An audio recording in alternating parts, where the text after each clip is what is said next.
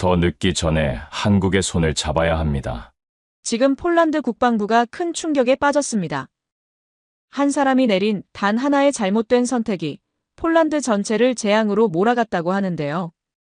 더 놀라운 사실은 폴란드가 내린 최악의 선택이 단 한 명의 중국인 때문이었다는 겁니다.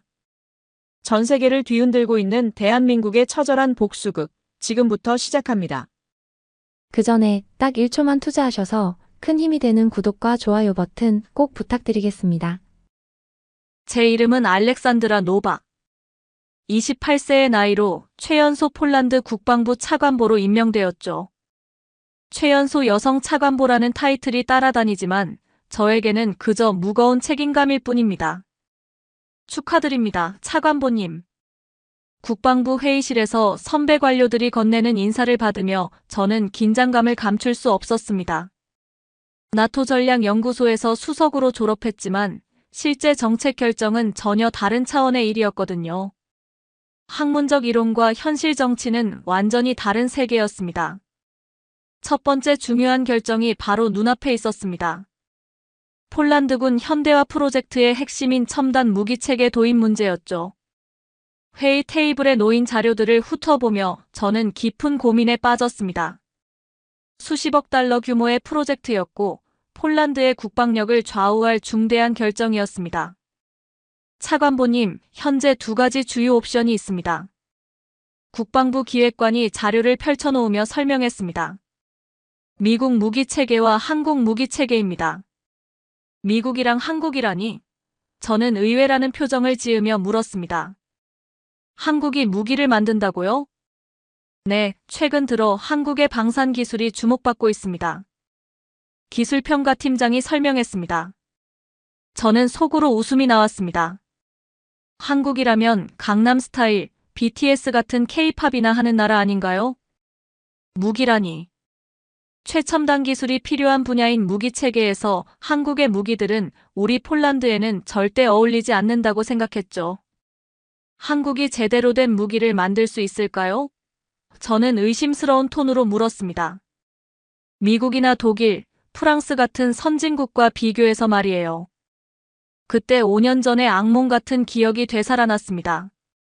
대학원 시절, 제가 6개월 동안 심혈을 기울여 준비한 동아시아 안보전략 연구 프로젝트를 중국인 동료였던 리 웨이가 몰래 훔쳐 자신의 것으로 발표했던 그 배신감 말입니다. 알렉산드라, 이 프로젝트 정말 훌륭해요. 리 웨이가 제 연구 자료를 보며 칭찬했었죠. 함께 발표하면 큰 성과를 거둘 수 있을 거예요. 하지만 발표 일주일 전, 그는 제 아이디어를 몰래 빼내어 자신의 이름으로 먼저 발표해버렸습니다. 그 순간의 배신감과 절망감을 저는 평생 잊을 수 없어요. 차관보님? 국방부 기획관의 목소리가 제 회상을 끊었습니다. 아, 죄송합니다. 저는 정신을 차리며 말했습니다. 그 사건 이후로 저는 아시아인들에 대한 깊은 불신을 품게 되었습니다. 겉으로는 예의 바르고 친절하지만 결정적인 순간에는 배신할 수 있는 사람들이라고 생각했거든요. 한국도 결국 아시아 국가잖아요. 저는 냉소적인 표정을 지으며 말했습니다. 중국 옆에 붙어 있는 작은 나라가 무슨 대단한 기술을 가지고 있겠어요? 차관보님, 한국은 분단 국가로서 실전 대비에 많은 투자를 해왔습니다. 기술평가팀장이 설명하려 했지만 저는 별로 관심이 없었습니다. 분단 국가라고 해봤자 70년 동안 실제 전쟁은 없었잖아요. 저는 무시하는 투로 말했습니다. 미국처럼 전 세계에서 실전 경험을 쌓은 것과는 차원이 다르죠. 사실 한국이 어떤 나라인지, 어떤 기술력을 가지고 있는지 제대로 알아본 적도 없었습니다. 그냥 막연히 중국과 일본 옆에 있는 작은 아시아 국가 정도로만 생각하고 있었거든요. 한국 기술의 품질은 어떤가요? 한 참석자가 물었습니다. 글쎄요. 저는 시큰둥하게 대답했습니다. 아시아 제품들이 대체로 그렇듯이 가격은 저렴하겠지만 품질이나 내구성은 의문이죠. 특히 군사용 장비라면 더욱 신중해야 해요. 하지만 최근 자료를 보면 기획관이 말하려 했지만 저는 손을 들어 말을 끊었습니다. 자료야 얼마든지 포장할 수 있어요. 저는 단호하게 말했습니다. 중요한 건 실제 신뢰성이죠. 미국은 이미 검증된 파트너잖아요. 리 웨이의 배신 이후로 저는 아시아인들의 말을 그대로 믿지 않게 되었습니다. 겉으로는 그럴듯하게 포장하지만 실상은 다를 수 있다고 생각했거든요. 한국이 무슨 첨단 기술을 가지고 있다고 하더라도 결국 서구 기술을 모방한 것 아닌가요? 저는 편견에 사로잡힌 채 말했습니다. 독창적인 기술보다는 남의 것을 따라 만드는 게 아시아 스타일이잖아요. 회의실이 약간 어색한 분위기가 되었습니다. 제 발언이 너무 편견에 사로잡힌 것처럼 들렸을 수도 있었거든요. 게다가 한국은 정치적으로도 불안하지 않나요? 저는 계속해서 부정적인 의견을 내놓았습니다. 중국과 북한에 둘러싸여 있는 상황에서 안정적인 협력이 가능할까요?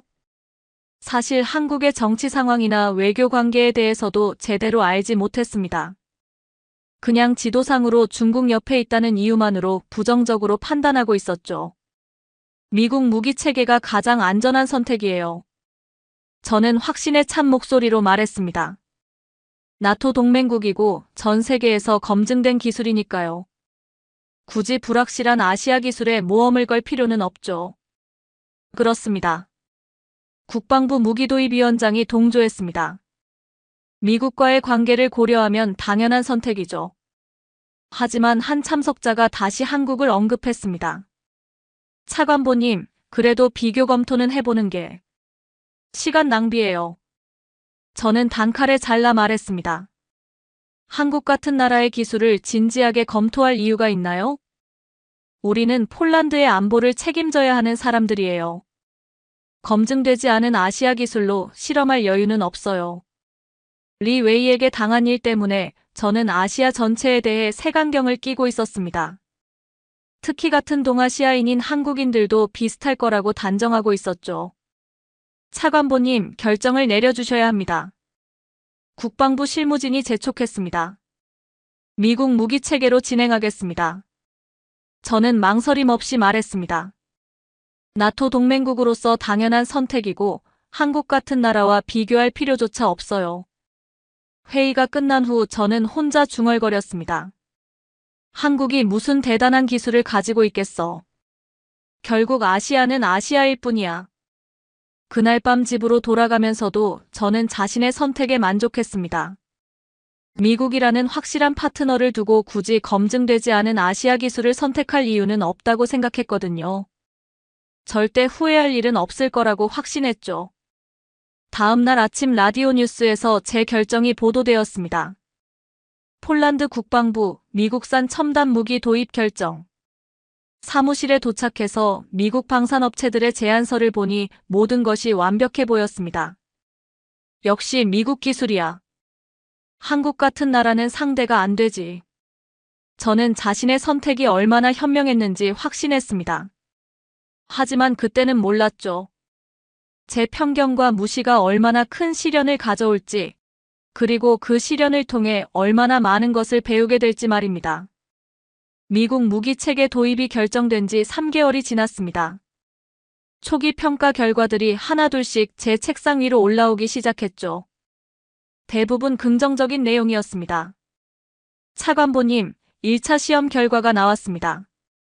국방부 기술평가팀장이 보고서를 건네며 말했습니다. 전반적으로 만족스러운 성능을 보이고 있습니다. 저는 보고서를 꼼꼼히 읽어보았습니다. 사격 정확도, 기동성, 통신체계 모든 면에서 기대치를 웃도는 결과였죠. 제 결정이 옳았다는 확신이 들었습니다. 역시 미국 기술이군요. 저는 만족스러운 표정을 지으며 말했습니다. 나토 동맹국답게 신뢰할 만한 무기 체계네요. 하지만 그때 예상치 못한 방문자가 찾아왔습니다. 캐서린 맥켄지였습니다.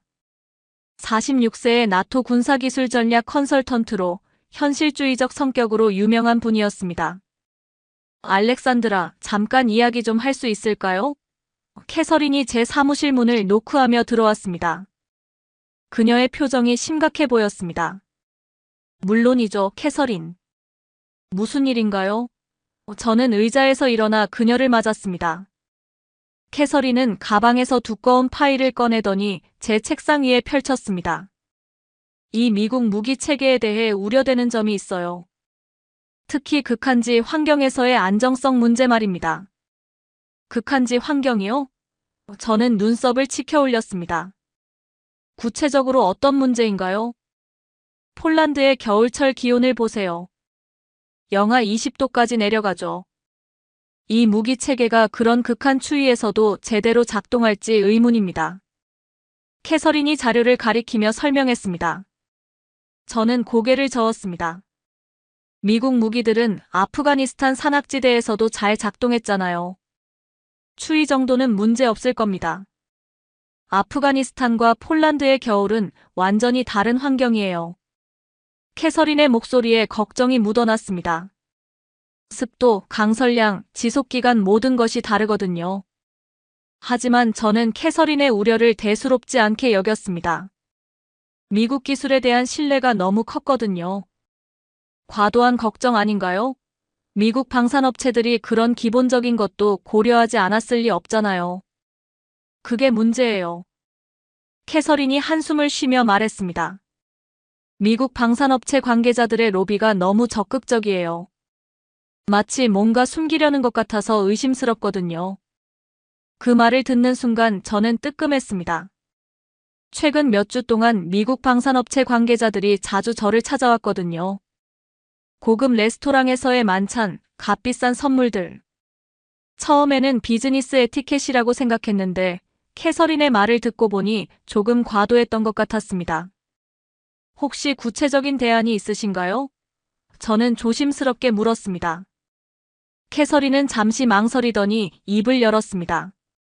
한국 기술을 한번 검토해보는 것도 좋을 것 같아요. 특히 극한지 군사작전 분야에서는 한국이 상당한 기술력을 보유하고 있거든요. 한국이요? 저는 반사적으로 인상을 찌푸렸습니다. 5년 전 리 웨이의 배신이 다시 떠올랐거든요. 아시아 기술을 믿을 수 있을까요? 알렉산드라, 편견을 버리세요. 캐서린이 단호하게 말했습니다. 한국은 분단 국가로서 극한 상황에 대비한 군사기술 개발에 많은 투자를 해왔어요. 특히 겨울철 작전 능력은 세계 최고 수준입니다. 하지만 저는 여전히 의구심을 품고 있었습니다. 한국 기술의 신뢰성은 어떻게 보장하죠? 미국처럼 실전에서 검증된 건가요? 그게 바로 편견이에요. 캐서린이 답답한 표정을 지었습니다. 한국은 70년 넘게 분단 상황에서 실전 준비를 해온 나라예요. 그들의 기술력을 과소평가하면 안 됩니다. 저는 자리에서 일어나 창밖을 바라보았습니다. 바르샤바의 겨울 하늘이 회색빛으로 물들어 있었죠. 캐서린의 말이 일리는 있었지만 여전히 마음 한편에서는 한국의 기술은 믿음이 가지 않았습니다. 시간을 좀 더 주세요. 저는 캐서린을 돌아보며 말했습니다. 미국 측과 극한지 환경 테스트에 대해 다시 논의해 보겠습니다. 캐서린은 고개를 끄덕이며 일어났습니다. 알렉산드라, 국가의 안보가 걸린 문제예요. 개인적인 감정이나 편견보다는 객관적인 판단을 내리시길 바랍니다. 그녀가 떠난 후 저는 홀로 사무실에 남아 깊은 생각에 잠겼습니다. 캐서린의 우려가 괜한 걱정일까요? 아니면 정말로 문제가 있는 걸까요? 그날 밤 저는 미국 방산업체 관계자와 만났습니다. 존 워커라는 이름의 중년 남성이었죠. 차관보님, 걱정하실 필요 없습니다. 존이 자신만만하게 말했습니다. 우리 무기 체계는 어떤 환경에서도 완벽하게 작동합니다. 극한지 환경에서도 말인가요? 저는 직접적으로 물었습니다. 물론입니다. 알래스카에서도 테스트했거든요. 존의 대답은 확신에 찬 것 같았지만 왠지 모르게 어색했습니다. 집으로 돌아가는 길에 저는 불안감이 커져가는 것을 느꼈습니다. 캐서린의 경고, 존의 어색한 대답, 그리고 과도한 로비. 모든 것이 맞물려 의심의 씨앗을 키우고 있었습니다. 2월의 혹독한 추위가 폴란드 전역을 덮쳤습니다. 영하 25도까지 떨어진 기온 속에서 대규모 동계 군사훈련이 시작되었죠. 저는 직접 훈련장을 방문해서 미국 무기 체계의 성능을 확인하기로 했습니다. 차관보님, 준비 완료되었습니다. 훈련 책임자인 코왈스키 대령이 저를 맞았습니다. 그의 얼굴에는 자신감이 넘쳤죠. 좋습니다. 시작해보죠. 저는 방한복을 단단히 여미며 말했습니다. 새벽 6시의 훈련장은 온통 하얀 눈으로 뒤덮여 있었습니다.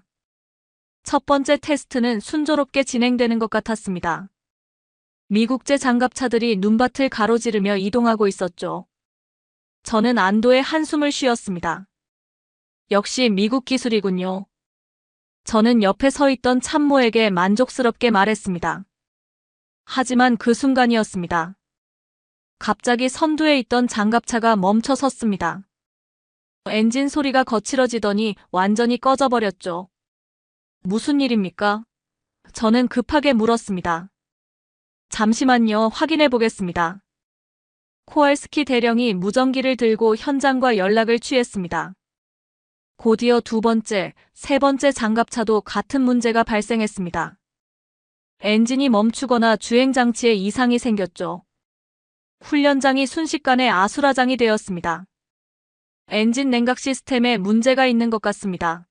현장에서 무전이 들려왔습니다. 극한 추위에서 냉각액이 얼어버렸습니다. 저는 믿을 수 없다는 표정으로 현장을 바라보았습니다. 캐서린의 경고가 현실이 되고 있었거든요. 통신 장비도 먹통입니다. 또 다른 보고가 들려왔습니다. 디스플레이 화면이 얼어서 조작이 불가능합니다. 상황은 점점 더 심각해졌습니다. 무기 체계의 컴퓨터 시스템들이 하나둘씩 오작동을 일으키기 시작했죠. 사격 통제 장치, 레이더 시스템, 심지어 기본적인 조준 장치까지 모두 문제가 생겼습니다. 차관보님, 위험합니다. 대피하셔야 합니다.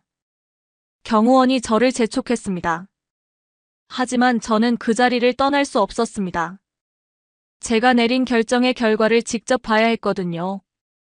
그때 가장 충격적인 일이 벌어졌습니다. 오작동을 일으킨 무기 체계 중 하나에서 예기치 않게 포탄이 발사된 것입니다. 다행히 사람이 없는 곳으로 날아갔지만 폭발음이 훈련장 전체를 울렸죠. 부상자 발생.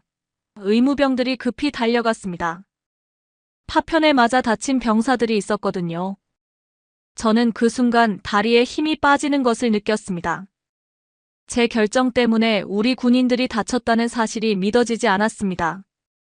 훈련 중단. 코왈스키 대령이 긴급 명령을 내렸습니다. 모든 장비 가동 중지하고 안전지대로 후퇴. 현장은 완전한 혼돈 상태였습니다. 고장난 장비들, 부상당한 병사들, 그리고 당황한 훈련병들. 모든 것이 제 눈앞에서 벌어지고 있었습니다. 차관보님, 정말 대피하셔야 합니다. 참모가 다시 한번 재촉했습니다. 저는 비틀거리는 걸음으로 지휘소로 향했습니다. 머릿속이 하얘졌죠. 어떻게 이런 일이 벌어질 수 있는 걸까요? 지휘소에 도착해서 저는 상황 보고를 받았습니다. 전체 장비의 70%가 오작동을 일으켰고 3명의 병사가 부상을 당했습니다. 다행히 생명에는 지장이 없었지만 제 마음은 무너져 내렸습니다. 어떻게 된 겁니까? 저는 떨리는 목소리로 물었습니다. 극한 추위에 대한 대비가 부족했던 것 같습니다. 기술 장교가 조심스럽게 대답했습니다. 냉각 시스템, 전자장비, 유압 시스템 모두 저온에서 제대로 작동하지 않았습니다. 저는 의자에 주저앉았습니다. 캐서린의 경고를 무시한 제 자신이 원망스러웠죠. 왜 그때 더 신중하게 검토하지 않았을까요? 차관보님, 언론에서 연락이 오고 있습니다. 홍보 담당관이 급하게 들어왔습니다. 훈련장에서 일어난 사고에 대해 해명을 요구하고 있습니다. 저는 고개를 들 수 없었습니다. 제 첫 번째 중대한 결정이 이렇게 참담한 결과를 낳다니. 28세의 최연소 차관보라는 타이틀이 이제는 짐처럼 느껴졌습니다. 부상자들 치료는 어떻게 되고 있나요? 저는 간신히 입을 열었습니다. 의무대에서 응급처치를 마쳤고 중상자는 바르샤바 군병원으로 후송했습니다. 의무장교가 보고했습니다. 저는 즉시 병원으로 향했습니다. 제 결정 때문에 다친 병사들을 직접 만나봐야 했거든요. 그들의 얼굴을 보는 순간 저는 눈물이 날 것 같았습니다. 죄송합니다. 정말 죄송합니다. 저는 병상에 누워있는 병사들에게 고개를 숙였습니다. 괜찮습니다, 차관보님. 이런 일은 있을 수 있는 거죠. 한 병사가 오히려 저를 위로해 주었습니다. 하지만 그 위로가 더욱 마음을 아프게 했습니다. 제가 더 신중했다면 이런 일은 일어나지 않았을 텐데요. 그날 밤 저는 사무실에서 밤새 고민했습니다. 어떻게 이 상황을 수습해야 할까요? 미국 무기 체계를 포기해야 할까요? 아니면 다른 대안을 찾아야 할까요? 창밖으로 보이는 바르샤바의 야경이 흐릿하게 보였습니다. 제 눈에 눈물이 맺혀 있었거든요. 이것이 바로 리더가 져야 할 책임의 무게였습니다. 훈련장 사고 다음 날 긴급대책회의가 소집되었습니다. 국방부 주요 인사들이 모두 참석한 가운데 저는 책임자로서 상황을 수습해야 했죠. 차관보님, 언론의 공격이 거세집니다. 홍보담당관이 신문들을 책상 위에 펼쳐놓았습니다. 최연소 차관보의 성급한 결정이라는 비판이 쏟아지고 있어요. 저는 그 헤드라인들을 보며 가슴이 무거워졌습니다. 28세 여성 차관보의 무모한 도박, 검증되지 않은 결정에 참혹한 결과. 모든 비난이 저를 향하고 있었습니다. 상황이 심각합니다. 국방부 차관이 무거운 표정으로 말했습니다. 국정감사에서도 이 문제가 집중적으로 다뤄질 예정입니다. 그때 캐서린 맥켄지가 회의실에 들어왔습니다. 그녀의 얼굴에는 내가 경고했잖아라는 표정이 역력했죠. 알렉산드라, 이제라도 다른 대안을 고려해봐야 해요. 캐서린이 자리에 앉으며 말했습니다. 한국의 군사기술을 검토해보는 것이 어떨까요? 저는 반사적으로 고개를 저었습니다. 5년 전 리 웨이의 배신이 더욱 선명하게 떠올랐거든요. 이런 위기 상황에서 또다시 아시아 기술에 의존한다는 것은 받아들일 수 없었습니다. 한국 기술이요? 저는 차갑게 말했습니다. 우리가 지금 얼마나 위험한 상황인지 아세요? 검증되지 않은 기술을 또 도입하자는 건가요? 알렉산드라, 한국은 검증되지 않은 기술이 아니에요. 캐서린이 인내심을 갖고 설명했습니다. 한국군은 분단 상황에서 70년 넘게 실전 대비를 해온 군대예요. 하지만 저는 여전히 의구심을 품고 있었습니다. 그래도 실제 전쟁 경험은 부족하지 않나요? 미국처럼 전 세계에서 실전을 경험한 것과는 다르죠. 그게 바로 편견이라고요. 캐서린의 목소리에 답답함이 묻어났습니다. 한국은 세계에서 가장 긴장된 분단선에서 24시간 실전 대비를 하고 있어요. 특히 극한지 작전 능력은 세계 최고 수준입니다. 회의실에 있던 다른 참석자들도 캐서린의 의견에 귀를 기울이기 시작했습니다. 하지만 저는 마음의 문을 닫고 있었죠. 정보가 부족합니다. 저는 단호하게 말했습니다. 한국 기술에 대한 신뢰할 만한 자료가 있나요? 객관적인 성능 평가 자료 말입니다. 있어요. 캐서린이 가방에서 두꺼운 파일을 꺼냈습니다. 나토 기술평가위원회에서 작성한 보고서예요. 한국의 첨단 무기 체계에 대한 상세한 분석 자료입니다. 저는 그 자료를 받아들고 훑어보았습니다. 객관적인 수치들과 평가 내용들이 빼곡히 적혀 있었죠. 하지만 마음 한편에서는 여전히 불안감이 일었습니다. 이 자료들이 정확한 건가요? 저는 의심스러운 눈으로 캐서린을 바라봤습니다. 혹시 과장된 부분은 없나요? 알렉산드라, 당신이 지금 무엇을 하고 있는지 아세요? 캐서린의 목소리가 높아졌습니다. 객관적인 사실보다 개인적인 편견을 우선시하고 있어요. 그 말을 듣는 순간 저는 화가 났습니다. 리 웨이의 배신 때문에 생긴 상처가 다시 아물기 시작했거든요. 편견이라고 하셨나요? 저는 목소리를 높였습니다. 저는 국가의 안보를 책임지는 사람이에요. 신중해야 하는 게 당연하지 않나요? 신중함과 편견은 다른 거예요. 캐서린이 맞받아쳤습니다. 당신은 지금 과거의 개인적 경험 때문에 합리적 판단을 하지 못하고 있어요. 회의실이 긴장감으로 가득 찼습니다. 다른 참석자들이 어색한 분위기를 느끼며 시선을 떨구었죠.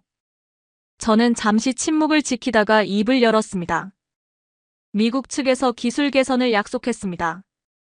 극한지 환경에 맞는 업그레이드를 제공하겠다고 했어요. 정말요? 캐서린이 믿기 어렵다는 표정을 지었습니다. 언제까지 걸릴 예정인가요? 6개월 정도면 가능하다고 합니다. 저는 자신 있게 대답했습니다. 사실 미국 측에서는 확실한 일정을 제시하지 않았지만 저는 그들을 믿고 싶었거든요. 6개월이요? 캐서린이 고개를 저었습니다. 그 사이에 또 다른 사고가 발생하면 어떻게 할 건가요? 그런 일은 일어나지 않을 겁니다. 저는 확신에 찬 목소리로 말했습니다. 미국 기술진들이 문제를 완전히 해결할 거예요. 캐서린은 한숨을 쉬며 자리에서 일어났습니다. 알렉산드라, 당신이 고집을 부리는 진짜 이유가 뭔지 알아요. 하지만 개인적인 감정 때문에 국가의 안보를 위험에 빠뜨려서는 안 돼요. 개인적인 감정이라뇨? 저는 발끈했습니다. 저는 순전히 합리적인 판단을 하고 있어요. 정말 그렇게 생각해요? 캐서린이 문 앞에서 돌아보며 말했습니다. 과거에 중국인에게 배신당한 경험이 지금 당신의 판단을 흐리고 있는 거 아닌가요? 그 말을 듣는 순간 저는 말문이 막혔습니다. 캐서린이 어떻게 그 일을 알고 있는 걸까요? 사람들은 다 알고 있어요, 알렉산드라. 캐서린이 조용히 말했습니다. 하지만 개인적인 상처 때문에 직무를 제대로 수행하지 못한다면 차관보 자리에서 물러나는 것이 맞지 않을까요? 그녀가 떠난 후 회의실은 정적에 휩싸였습니다. 저는 다른 참석자들의 시선을 피하며 고개를 숙였죠. 차관보님, 어떻게 하시겠습니까? 국방부 기획관이 조심스럽게 물었습니다. 저는 잠시 고민하다가 결연한 표정으로 고개를 들었습니다. 미국 측 기술 개선안으로 진행하겠습니다. 한국 기술은 검토하지 않겠어요. 그날 밤 저는 홀로 사무실에 남아 깊은 생각에 잠겼습니다. 캐서린의 말이 계속 머릿속을 맴돌았죠. 정말 제가 편견에 사로잡혀 있는 걸까요? 하지만 저는 그 생각을 떨쳐버렸습니다. 리 웨이의 배신이 준 교훈을 잊어서는 안 되겠다고 다짐했죠. 아시아 사람들, 특히 같은 동아시아인들은 믿을 수 없다는 것이 제 신념이었거든요. 미국 측 기술 개선 작업이 시작된 지 2달이 지났지만 별다른 진전이 없었습니다. 오히려 언론의 비판은 더욱 거세졌고 제 입지는 점점 좁아져 갔죠. 차관보님, 브뤼셀에서 나토 포럼 참석 요청이 왔습니다. 비서가 공문을 건네며 말했습니다. 군사기술 협력에 관한 국제 세미나입니다. 저는 잠시 망설였습니다. 지금 상황에서 국제 무대에 나서는 것이 부담스러웠거든요. 하지만 나토 회원국으로서 의무도 있었고 무엇보다 현재 상황을 타개할 실마리를 찾을 수도 있을 것 같았습니다. 참석하겠습니다. 저는 결정을 내렸습니다. 브뤼셀 도착 후 첫째 날 오후 세미나장에서 각국 대표들과 인사를 나누고 있었습니다. 그때 누군가 제 어깨를 살짝 두드렸죠. 실례합니다. 폴란드 노박 차관보님이시죠? 저는 뒤돌아봤습니다. 키가 크고 단정한 군복을 입은 아시아계 남성이 서 있었습니다. 완벽한 자세와 절도 있는 매너가 인상적이었죠. 네, 맞습니다. 저는 조금 경계심을 품고 대답했습니다. 한국 육군 소령 강태준입니다. 그가 정중하게 인사했습니다. 폴란드어로 인사드리면 밀로 판스트바 포즈나치. 저는 깜짝 놀랐습니다. 외국인이 폴란드어를 이렇게 유창하게 구사하는 경우는 드물었거든요. 게다가 발음도 상당히 정확했습니다. 폴란드어를 어떻게 이렇게 잘하시나요? 저는 놀라움을 감추지 못하고 물었습니다. 한국 육군사관학교에서 폴란드어를 전공했습니다. 강태준이 미소 지으며 대답했습니다. 폴란드의 군사사에 관심이 많아서 언어까지 배우게 되었어요. 그의 미소가 참 인상적이었습니다. 진정성이 느껴졌거든요. 하지만 저는 경계심을 늦추지 않았습니다. 어떤 분야를 담당하고 계시나요? 저는 공식적인 톤으로 물었습니다. 방산전략과 극한지 군사작전이 전문 분야입니다. 강태준이 명함을 건네며 말했습니다. 특히 첨단무기 체계의 혹한 환경 적응 기술을 연구하고 있어요. 그 말을 듣는 순간 저는 조금 당황했습니다. 바로 저희가 고민하고 있는 문제와 직결되는 분야였거든요. 혹시 폴란드에서 발생한 훈련장 사고에 대해 들어보셨나요? 저는 조심스럽게 물었습니다. 네, 안타까운 일이었습니다. 강태준의 표정이 진지해졌습니다. 극한 추위에서 무기 체계가 오작동을 일으킨 거죠? 사실 그런 문제는 충분히 예방할 수 있는데. 예방할 수 있다고요? 저는 눈썹을 치켜 올렸습니다. 네, 한국군은 분단 상황에서 혹한기 작전을 70년 넘게 준비해왔거든요. 강태준이 자신있게 말했습니다. 영하 30도에서도 완벽하게 작동하는 무기 체계를 보유하고 있습니다. 저는 그의 말을 반신반의하며 들었습니다. 과연 믿을 수 있을까요? 구체적으로 어떤 기술인가요? 저는 더 자세히 물어봤습니다. 강태준이 주변을 둘러본 후 조용히 말했습니다. 여기서는 자세히 말씀드리기 어렵지만 특수냉각 시스템과 내한성 전자부품을 사용합니다. 또한 인공지능 기반의 환경 적응 알고리즘도 적용되어 있어요. 그의 설명을 들으면서 저는 내심 놀랐습니다. 상당히 전문적이고 구체적이었거든요. 하지만 여전히 의구심은 남아 있었습니다. 실제 성능은 어떤가요? 저는 직접적으로 물었습니다. 말로만 하면 믿기 어려우시겠죠. 강태준이 이해한다는 듯 고개를 끄덕였습니다. 직접 보시는 게 어떨까요? 직접요? 한국 방문을 초청하고 싶습니다. 강태준이 정중하게 말했습니다. 우리 기술을 직접 확인해 보실 수 있어요. 물론 강요하는 건 아닙니다. 저는 잠시 망설였습니다. 한국을 방문한다는 것은 곧 아시아 기술을 진지하게 검토한다는 의미였거든요. 과연 옳은 선택일까요? 시간을 주세요. 저는 조심스럽게 대답했습니다. 검토해 보겠습니다. 그날 저녁 세미나가 끝난 후 저는 호텔 로비에서 강태준과 다시 마주쳤습니다. 우연의 일치였죠. 차관보님, 혹시 시간 되시면 커피 한잔 하실까요? 강태준이 정중하게 제안했습니다. 저는 잠시 고민했지만 결국 수락했습니다. 좀 더 자세한 이야기를 들어볼 필요가 있다고 생각했거든요. 호텔 카페에서 마주 앉은 강태준은 처음보다 더욱 진지한 모습이었습니다. 차관보님께서 고민이 많으신 것 같아요.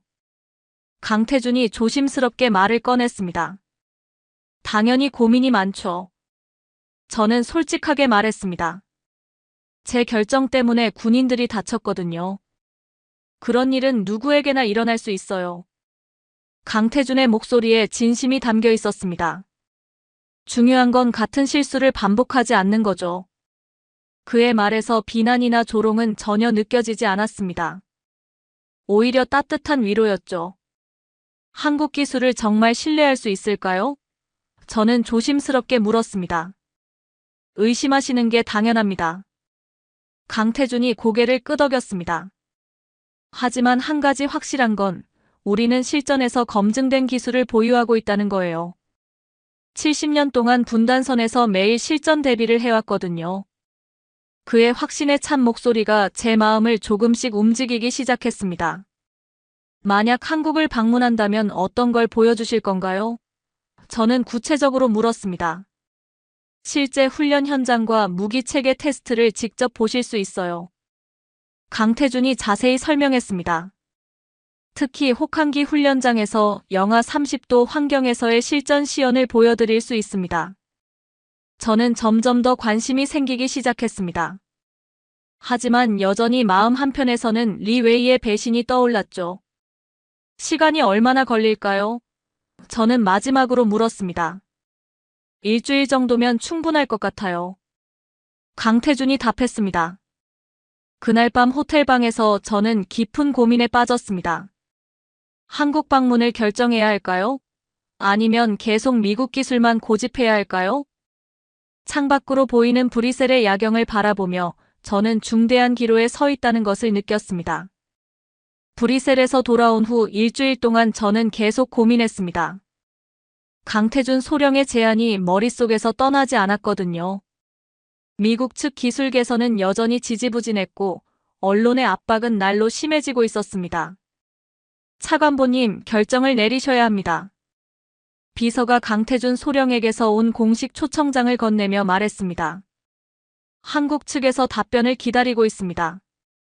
저는 초청장을 받아들고 다시 한번 내용을 확인했습니다. 한국 육군 종합훈련장 견학, 첨단 무기체계 시연, 극한지, 작전 능력 검증. 모든 것이 구체적으로 명시되어 있었죠. 캐서린 맥켄지 컨설턴트에게 연락해보세요. 저는 비서에게 말했습니다. 의견을 듣고 싶습니다. 30분 후 캐서린이 제 사무실에 왔습니다. 그녀의 표정에는 드디어 정신을 차렸구나라는 기색이 역력했죠. 한국 방문을 고려 중이에요. 저는 솔직하게 말했습니다. 현명한 선택이네요. 캐서린이 만족스러운 표정을 지었습니다. 강태준 소령을 만났나 봐요? 네, 브뤼셀에서 만났어요. 저는 조심스럽게 대답했습니다. 상당히 전문적인 분이더군요. 강태준 소령은 한국 육군에서도 최고 수준의 전문가예요. 캐서린이 설명했습니다. MIT에서 군사공학 박사학위를 받았고 극한지 작전 분야에서는 세계적인 권위자죠. 그 말을 듣고 저는 조금 놀랐습니다. 그의 학력이나 경력에 대해서는 자세히 몰랐거든요. 하지만 여전히 걱정이 됩니다. 저는 솔직한 심정을 털어놓았습니다. 만약 한국 기술도 문제가 있다면 알렉산드라, 모든 결정에는 리스크가 따라요. 캐서린이 진지하게 말했습니다. 중요한 건 그 리스크를 최소화하면서 최선의 선택을 하는 거죠. 저는 잠시 침묵을 지키며 생각했습니다. 과연 제가 옳은 결정을 내릴 수 있을까요? 한국 방문 일정을 잡아보겠습니다. 저는 마침내 결심을 굳혔습니다. 이틀 후 저는 인천공항에 도착했습니다. 강태준 소령이 직접 마중 나와 있었죠. 한국의 11월은 이미 쌀쌀했지만 폴란드만큼 춥지는 않았습니다. 차관보님, 한국에 오신 것을 환영합니다. 강태준이 정중하게 인사했습니다. 편안한 여행 되셨나요? 네, 감사합니다. 저는 주변을 둘러보며 대답했습니다. 인천공항의 현대적인 시설이 인상적이었죠. 먼저 숙소에서 휴식을 취하신 후 내일부터 본격적인 일정을 시작하면 어떨까요? 강태준이 제안했습니다. 다음 날 아침, 저는 한국 육군 종합훈련장에 도착했습니다. 규모가 상당히 컸고 시설도 최신식이었죠. 이곳이 우리의 주요 훈련장입니다. 강태준이 안내하며 설명했습니다. 연중 혹한기 훈련을 실시하는 곳이에요.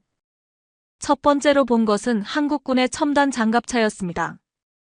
외관부터 폴란드에서 봤던 미국제와는 달랐죠. 이 장갑차의 특징은 무엇인가요? 저는 물었습니다. 특수 제작된 내한성 엔진을 탑재했습니다. 기술 장교가 자세히 설명했습니다. 영하 40도까지도 정상 작동이 가능해요. 저는 조금 의외라는 표정을 지었습니다. 폴란드에서 경험한 것보다 훨씬 가혹한 조건이었거든요. 실제로 테스트해 볼 수 있나요? 저는 직접 확인하고 싶었습니다. 물론입니다. 강태준이 미소 지으며 대답했습니다. 오늘 오후에 실전 시연을 준비했어요. 오후 2시, 드디어 실전 시연이 시작되었습니다. 한국군들이 혹한 환경을 재현한 특수훈련장에서 무기체계 테스트를 진행했죠. 놀라운 것은 영하 25도의 환경에서도 모든 장비가 완벽하게 작동한다는 것이었습니다. 엔진, 통신 장비, 사격 통제 시스템 모든 것이 안정적이었죠. 어떻게 이런 성능이 가능한가요? 저는 감탄하며 물었습니다. 핵심은 소재 기술입니다. 강태준이 설명했습니다. 특수 합금과 내한성 전자 부품을 사용해요. 또한 AI 기반 환경 적응 시스템이 실시간으로 온도 변화에 대응합니다. 저는 점점 더 놀라게 되었습니다. 기술 수준이 제가 예상했던 것보다 훨씬 높았거든요. 비용은 어떻게 되나요? 저는 현실적인 문제를 물었습니다. 미국제보다 30% 저렴합니다. 한국 방산업체 관계자가 대답했습니다. 게다가 기술 이전도 가능해요. 그 말을 듣는 순간 저는 가슴이 뛰기 시작했습니다. 성능도 우수하고 가격도 저렴하다니 정말 꿈 같은 조건이었죠. 하지만 그때 갑자기 리 웨이의 배신이 떠올랐습니다. 혹시 이것도 함정은 아닐까요? 실제 전투에서도 이런 성능을 발휘할 수 있을까요? 저는 의구심을 품고 물었습니다. 직접 보여드리겠습니다. 강태준이 자신있게 말했습니다. 이어서 실시된 모의 전투 훈련은 정말 충격적이었습니다. 한국군들의 전투력과 무기 체계의 성능이 상상 이상이었거든요. 믿기 어렵네요. 저는 솔직한 감상을 말했습니다. 차관보님, 이제 믿으실 수 있나요? 강태준이 조심스럽게 물었습니다. 저는 잠시 망설였습니다. 정말 한국과 군사협력을 결정해야 할까요? 그날 밤 호텔에서 저는 폴란드로 보고서를 작성했습니다. 한국 기술의 우수성과 협력 가능성에 대해 상세히 기록했죠. 한국과의 군사협력을 추진하겠습니다. 저는 마침내 결심을 굳혔습니다. 하지만 그 순간 휴대폰이 울렸습니다. 폴란드 국방부에서 온 긴급 연락이었죠. 차관보님, 큰일 났습니다. 비서의 다급한 목소리가 들렸습니다. 친미파 군부 인사들이 차관보님의 한국 방문을 문제 삼고 있어요. 정치적으로 상당한 압박이 들어오고 있습니다. 저는 순간 머리가 하얘졌습니다. 예상했던 일이기는 했지만 이렇게 빨리 일이 터질 줄은 몰랐거든요. 구체적으로 어떤 내용인가요? 저는 침착하게 물었습니다. 나토 동맹 관계를 훼손한다는 비판이 줄을 이루고 있어요. 특히 미국 무기 체계를 포기하고 아시아 기술을 선택하는 것이 적절하지 않다는 의견이 지배적입니다. 저는 깊은 한숨을 쉬었습니다. 역시 쉽지 않은 일이었죠. 폴란드로 돌아온 저는 거센 정치적 압박에 직면했습니다. 친미파 군부 인사들의 반발이 예상보다 훨씬 거셌거든요. 차관보님, 국정감사에서 집중 공격을 받을 예정입니다. 참모가 걱정스러운 표정으로 보고했습니다. 한국 방문 자체가 문제가 되고 있어요. 무엇이 문제라는 겁니까? 저는 당당하게 반박했습니다. 국가 안보를 위한 최선의 선택을 찾으려는 노력인데요. 하지만 압박은 계속되었습니다.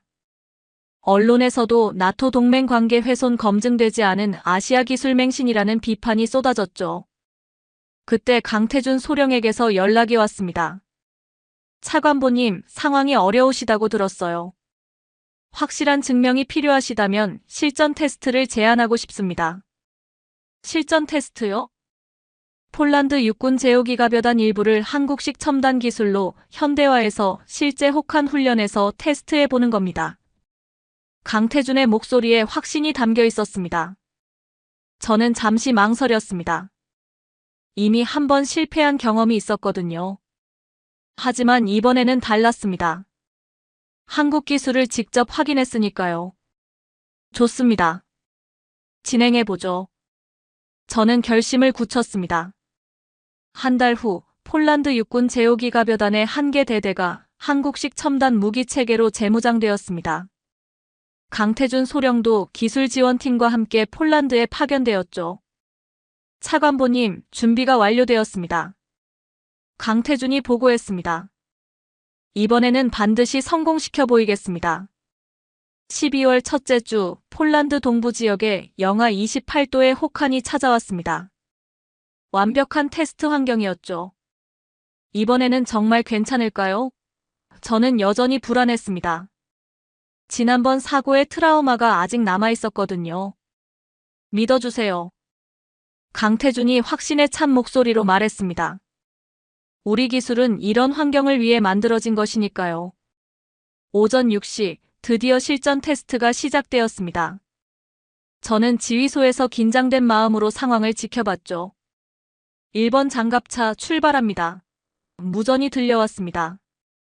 한국 기술로 현대화된 장갑차들이 하나둘씩 설원을 가로지르기 시작했습니다. 지난번과는 확연히 다른 모습이었죠. 엔진 상태 정상, 통신 장비 이상 없음, 사격 통제 시스템, 정상 작동, 연이어 긍정적인 보고들이 들려왔습니다. 저는 안도의 한숨을 쉬었습니다.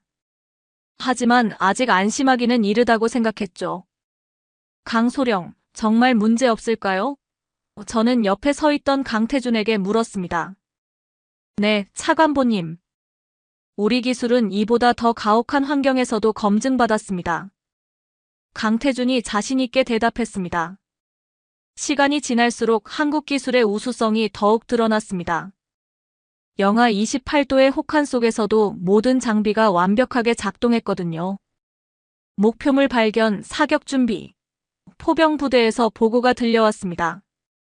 사격. 강태준이 명령을 내렸습니다. 한국식 사격 통제 시스템이 정확하게 목표물을 타격했습니다. 오차 범위는 거의 제로에 가까웠죠. 믿을 수 없네요. 저는 감탄했습니다. 정말 완벽합니다. 하지만 진짜 시험은 지금부터였습니다. 24시간 연속 작전 훈련이 시작된 것이죠. 밤이 되면서 기온은 영하 30도까지 떨어졌습니다. 이전 미국 무기 체계라면 이미 모든 것이 멈춰섰을 온도였죠. 야간 작전 시작합니다. 부대장의 목소리가 무전에서 들려왔습니다. 한국 기술로 무장한 폴란드 군들이 야간 전투 훈련을 진행했습니다. 적외선 장비, 야간 조준경, 통신 장비 모든 것이 완벽하게 작동했죠. 대단합니다. 지켜보던 폴란드 군 장성들도 감탄을 금치 못했습니다. 이제 믿으실 수 있으시겠어요? 강태준이 조심스럽게 물었습니다. 저는 고개를 끄덕였습니다. 더 이상 의심할 여지가 없었거든요. 다음 날 아침 24시간 훈련이 끝났습니다. 결과는 완벽한 성공이었죠. 장비 고장률 제로, 임무 완수율 100%였습니다. 차관보님, 이번 테스트 결과를 어떻게 평가하시겠습니까? 기자들이 몰려들어 질문했습니다. 압도적인 성공입니다. 저는 확신에 찬 목소리로 대답했습니다. 한국 기술의 우수성을 확인할 수 있었어요. 그날 오후 폴란드 국방부에서 긴급회의가 소집되었습니다. 이번 테스트 결과 때문이었죠. 차관보님의 선택이 옳았습니다. 이전에 반대했던 군부 인사들도 태도를 바꿨습니다. 한국과의 협력을 추진해야겠어요. 여론도 완전히 반전되었습니다. 28세 여성 차관보의 해안 새로운 군사강국과의 파트너십이라는 찬사가 쏟아졌죠. 강소령님께 감사드려야겠어요. 저는 강태준을 찾아갔습니다. 차관보님이 용기 있는 결정을 내려주셨기 때문입니다. 강태준이 겸손하게 말했습니다. 그날 밤 환송회에서 폴란드군 장병들이 강태준에게 뜨거운 박수를 보냈습니다. 그의 전략적 지휘와 기술력에 모든 사람들이 감탄했거든요. 강소령은 진정한 리더입니다. 폴란드 육군 사령관이 말했습니다. 그의 지휘를 받으며 많은 것을 배웠어요. 저는 그 모습을 보며 마음이 뿌듯했습니다. 처음으로 아시아인에 대한 편견을 완전히 버릴 수 있었거든요. 차관보님, 이제 본격적인 협력 관계를 시작할 수 있겠네요. 강태준이 저에게 말했습니다. 네, 폴란드의 미래를 함께 만들어가죠. 저는 활짝 웃으며 대답했습니다. 그날 밤 저는 처음으로 편안한 잠을 잘 수 있었습니다. 마침내 올바른 선택을 했다는 확신이 들었거든요. 한국과의 실전 테스트 성공 이후 폴란드 정부의 분위기는 완전히 바뀌었습니다. 대통령까지 나서서 한국과의 군사협력을 적극 지지한다고 발표했죠.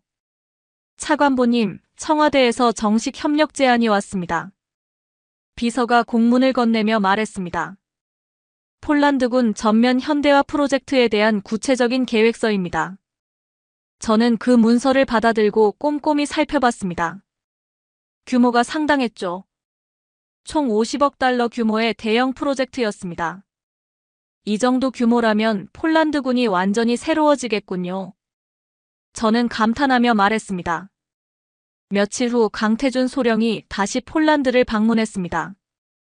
이번에는 한국방산업체 대표단과 함께였죠. 차관보님, 뵙게 되어 반갑습니다. 강태준이 정중하게 인사했습니다. 이번에는 본격적인 협력 논의를 위해 왔습니다. 저도 기다리고 있었어요. 저는 활짝 웃으며 대답했습니다. 이제는 그에 대한 신뢰가 확고했거든요.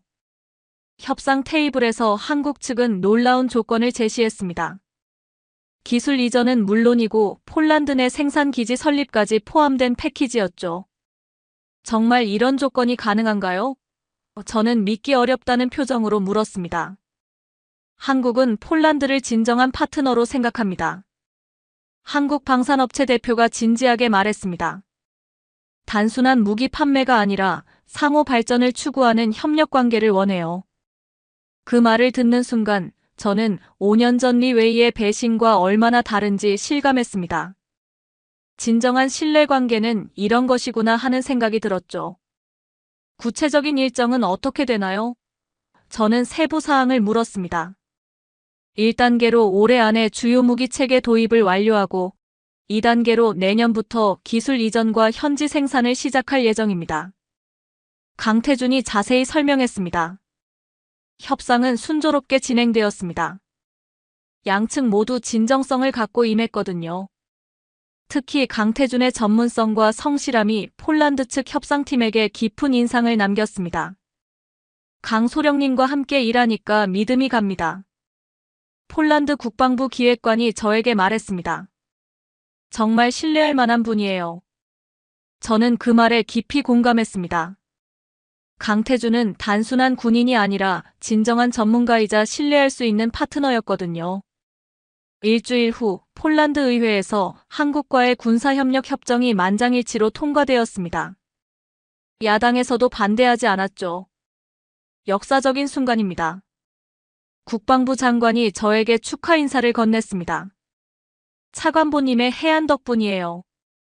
하지만 저는 겸손하게 고개를 저었습니다. 혼자 한 게 아니에요. 많은 분들의 도움이 있었죠. 특히 캐서린 맥켄지의 조언이 없었다면 불가능했을 거라고 생각했습니다. 그리고 무엇보다 강태준의 진정성이 저의 편견을 깨뜨려준 것이죠.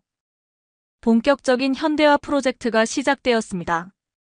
한국 기술진들이 폴란드에 상주하며 기술 이전 작업을 진행했죠.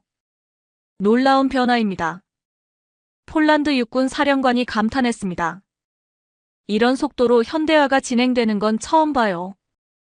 6개월 후 폴란드군의 모습은 완전히 달라졌습니다. 첨단 무기 체계는 물론이고 전술 운용법까지 혁신적으로 개선되었거든요. 차관보님, 이번 나토 연합훈련에서 폴란드군이 최고 평가를 받았습니다. 참모가 기쁜 소식을 전해왔습니다. 저는 뿌듯한 미소를 지었습니다. 제 선택이 옳았다는 것이 증명된 순간이었죠. 그해 연말 한국과 폴란드는 방산협력을 넘어 포괄적 전략 동반자 관계로 격상되었습니다. 경제, 문화, 교육 분야까지 협력 범위가 확대된 것이죠. 이제 진정한 친구가 되었네요. 강태준이 송년회에서 저에게 말했습니다. 네, 정말 감사해요. 저는 진심으로 고마움을 표했습니다. 강소령님 덕분에 많은 것을 배웠어요. 서로에게 배우는 거죠. 강태준이 겸손하게 말했습니다. 그날 밤 저는 혼자 사무실에 남아 지난 1년을 되돌아봤습니다.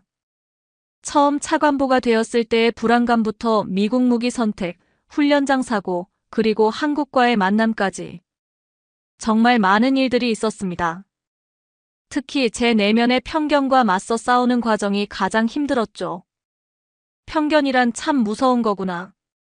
저는 혼잣말을 했습니다. 리 웨이 한 사람의 배신 때문에 아시아 전체에 대한 불신을 품었던 제 자신이 부끄러웠습니다. 그 편견 때문에 얼마나 많은 기회를 놓칠 뻔했는지 생각하니 아찔했죠. 하지만 강태준을 통해 배운 것도 많았습니다. 진정한 신뢰란 국적이나 인종과 상관없이 개인의 진정성에서 나온다는 것을 깨달았거든요. 새해가 밝았습니다. 저는 새로운 각오로 업무에 임했죠. 이제 편견 없는 시각으로 세상을 바라볼 수 있게 되었거든요. 차관보님, 베트남에서 군사협력 제안이 왔습니다. 비서가 새로운 업무를 보고했습니다. 좋습니다. 검토해보죠. 저는 주저없이 대답했습니다. 이제는 어떤 나라든 열린 마음으로 접근할 수 있었거든요. 그날 오후 기자들과의 인터뷰에서 저는 지난 1년의 소감을 물어받았습니다. 가장 큰 깨달음이 무엇인지요? 저는 잠시 생각하다가 진심 어린 목소리로 대답했습니다. 진정한 리더는 과거의 편견을 넘어서 국가의 미래를 선택하는 사람이라는 것을 배웠습니다. 개인적인 상처나 선입견에 얽매이지 않고 객관적이고 합리적인 판단을 내리는 것. 그것이 진정한 리더십이라고 생각해요. 그 인터뷰는 폴란드 전역에 방송되었습니다. 많은 국민들이 저의 변화와 성장을 인정해 주었죠. 이제 저는 28세의 최연소 차관보가 아니라 신뢰받는 국방 전문가로 인정받고 있었습니다. 나이나 성별이 아니라 능력과 판단력으로 평가받는 것이죠. 강태준과는 지금도 정기적으로 연락을 주고받습니다. 업무적 파트너를 넘어 진정한 친구가 되었거든요. 그를 통해 저는 편견을 극복하고 더 넓은 세상을 볼 수 있게 되었습니다. 폴란드와 한국의 협력은 지금도 계속되고 있습니다. 두 나라 모두에게 윈마이너스인이 되는 관계로 발전하고 있죠. 이것이 바로 진정한 국제협력의 모습이라고 생각합니다. 그리고 저는 확신합니다. 앞으로도 편견 없는 시각으로 최선의 선택을 해나갈 것이라고 말이죠.